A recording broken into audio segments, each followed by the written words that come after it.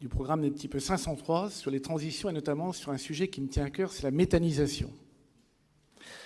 C'est vrai qu'ici, en tant que gestionnaire d'une collectivité territoriale, que ce soit région, département, commune, on peut dire l'État ou l'Europe, on doit avoir pour obsession, j'utilise ce terme mais je pense qu'il n'est pas trop fort, on est gestionnaire de l'argent public et parfois nos concitoyens s'interrogent à juste titre sur l'utilisation des fonds publics, être très pertinent et très rigoureux sur deux choses qu'on peut mesurer, le coût et le bénéfice attendu. Bénéfice forcément qui se mesure parfois en capital, en équilibre territorial ou en correction territoriale, mais aussi des bénéfices moins mesurables que sont en matière de biodiversité ou bien en matière de gaz à effet de serre. Et la méthanisation, c'est un sujet qui m'intéresse. J'avais été à l'inauguration de la deuxième installation, elle était en Côte d'Armor, en 2011. Un très beau projet à l'époque, c'était Jean-Louis Borloo, qui était venu l'inaugurer, un projet qui avait vraiment un aspect et social et territorial, qui s'appelait Géotexia, qui a mal fini, un peu, parce qu'il y a eu un incendie, et qui a mal fini même économiquement parce qu'il n'y mettait pas de maïs en silage. Alors il y a eu un rapport, comme chacun sait, alors que j'ai lu avec beaucoup d'attention, un rapport d'information parlementaire. Et je vous invite d'ailleurs à questionner notre ancien collègue et ami Gérard Lélec, qui faisait partie de cette mission et qui a un regard extrêmement intéressant sur comment fonctionne une mission d'information sénatoriale. J'étais quand même assez surpris parce qu'au regard un petit peu du premier propos que je tenais sur le bénéfice et sur les coûts, on parle d'un gaz vert. D'un gaz vert, donc on fait comme si c'était évident. Or, dans l'étude que j'ai lue, bien sûr, je l'ai devant moi ici, on mesure pas toujours toutes les entrées qui ont permis justement de théoriquement économiser des gaz à effet de serre. On ne tient pas compte, par exemple, de l'énergie grise qu'il a fallu pour monter l'installation. On ne tient pas compte non plus quand il faut faire venir des intrants, y compris parfois du maïs, l'énergie qu'il a fallu pour envoyer ces intrants, parfois à plusieurs dizaines de kilomètres, vers les méthanisateurs. On ne tient pas compte non plus de l'énergie qu'il faut pour expédier le digestat. Bref, c'est une analyse un peu partielle et qui fait qu'on a parfois des bilans négatifs et ici, ça n'apparaît pas dans le rapport. Et donc le gaz vert, il y a quelques doutes sur le gaz vert comme il est quasiment appelé dans cette mission. Deuxième chose, les finances quand même. Je crois que et là, c'est peut-être le sujet essentiel. Si vous regardez la page 3, justement, du coût de la méthanisation, on arrive, et ce sont les chiffres du rapport, jusqu'à 2018, on arriverait à 17 milliards, je dis bien 17 milliards de coûts pour soutenir la méthanisation uniquement par le tarif de rachat. Je ne parle pas ici des coûts en subventionnement, de l'ADEME. Alors, la région a pris une position depuis 3-4 ans que vous avez pris, lui, qui est une bonne décision pour moi, mais 450 millions d'euros également en investissement.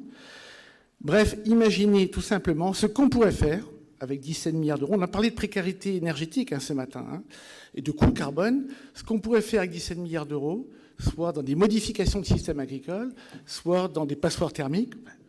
Et je trouve que le titre du rapport, où le bilan est plutôt positif de la méthanisation, on ne met pas assez en exergue ces coûts énormes, prohibitifs, de 17 milliards d'euros.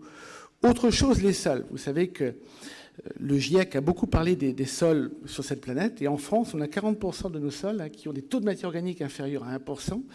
Or, pour qu'un sol vive, il faut de la matière organique, parce que les bactéries qui y vivent, ils sont alimentés par le carbone.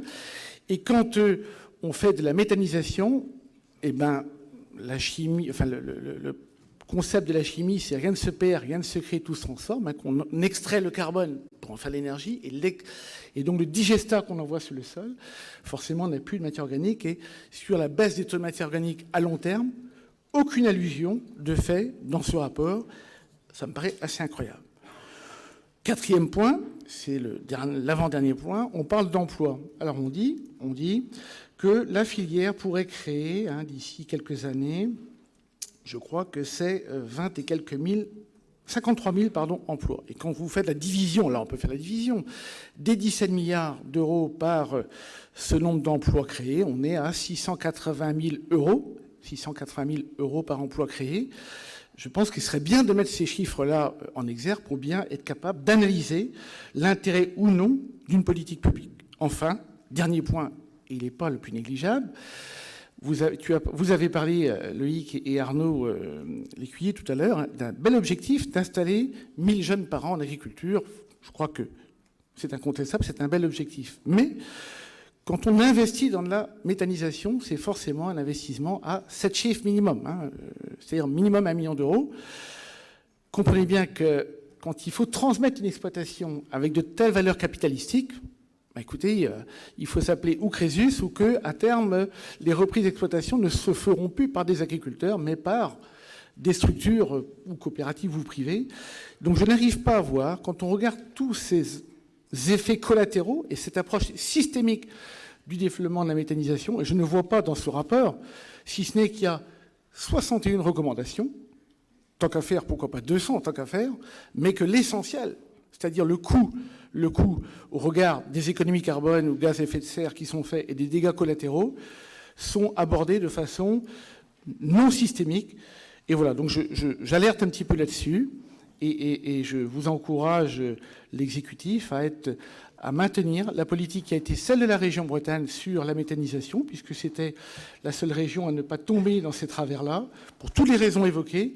Et je crois qu'il faut, ce rapport-là, au regard du titre, qui n'a rien à voir avec l'analyse qu'on peut en faire quand on est un peu objectif, d'être très précautionneux sur cette filière-là et sur ces dégâts collatéraux. Merci. Merci bien. Merci.